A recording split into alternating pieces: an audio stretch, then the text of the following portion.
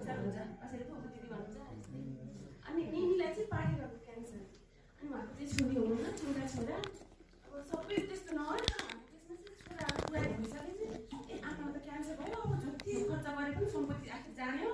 सम्पत्ति पनि जान्छ आमा पनि जान्छ भन्ने बिनाको राम्रै कमाइ छ कि अब त्यो 2 लाख कमाउनु बिना चाहिँ हुन्छ कोही हुन के हुन्छ तर सम्पत्ति पनि छ जति पनि छ मैले निनीलाई सुरुमा के भनेको थिएँ जति बेच्दैन यत्रो सम्पत्ति छ छोराहरू कमाउने छ कि हजुर मर्ने जग्गा बाँची बाँकी राखिन्छ भनेर त्यसै भन्ने अनि पछि मेरो हस्बेन्ड चाहिँ ए हाम्रो सप्लिमेन्ट ट्राई गरौँ न त भन्नुभयो अनि निनीलाई पैसाको समस्या सम्पत्ति छ आफूसँग छैन निभाको पेन्सन छैन भेनाजहरूले चाहिँ अब सबै आफ्नो आफ्नो भयो बुढी भएपछि त्यस्तै हो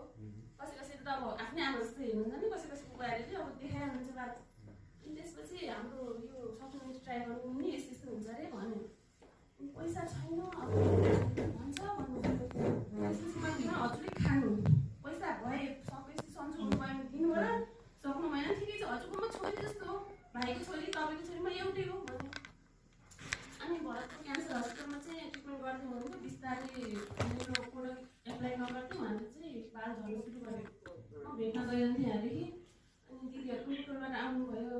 निको त पुरै बाल झरेछ भन्ने भनिसक्नु भएपछि म जान सकिनँ म फेरि एकदम त्यो अरू केही हेर्न सक्दैन एकदम छिटो रुन्छु यस्तो टाउको त्यो मुटुको त्यो टाउकोमा सिचुएसनमा चाहिँ म हेर्न सक्दिनँ निनीलाई म चाहिँ जाँदिनँ भने म गइनँ निनीलाई भेट्न अनि पछि चाहिँ हस्बेन्डले चाहिँ घरमै गएर प्रोडक्ट दिनुभयो अहिले 1 वर्षभन्दा अलिक बढी भयो कपाल पनि यति लामो लामो आइसकेछ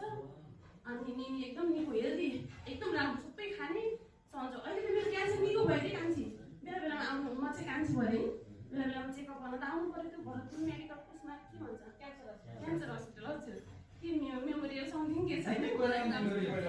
दिदी हजुर हजुर अनि अहिले त मेरो क्यान्सर निको भएछ कान्छी भन्नुभयो स्टिल मैले पैसा पनि लिएको छैन प्रोडक्ट चाहिँ रेगुलर एप्लाई गरिरहनु भएको छ कि